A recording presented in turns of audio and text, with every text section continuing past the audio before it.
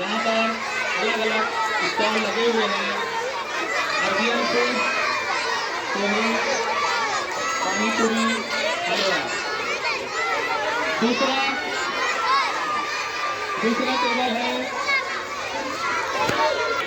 हाँ हाँ, देखो यहाँ पर राइस इतनी लजीज बना हुआ था कि बच्चों ने खरीद कर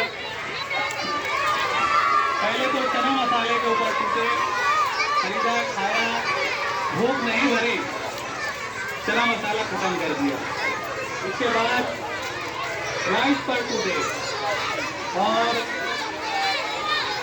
खरीदते हाँ, राइस भी इतना बेहतरीन टेस्टी था, वो भी खत्म कर दिया। बच्चों ने जो मेहनत किया है खाना बनाने में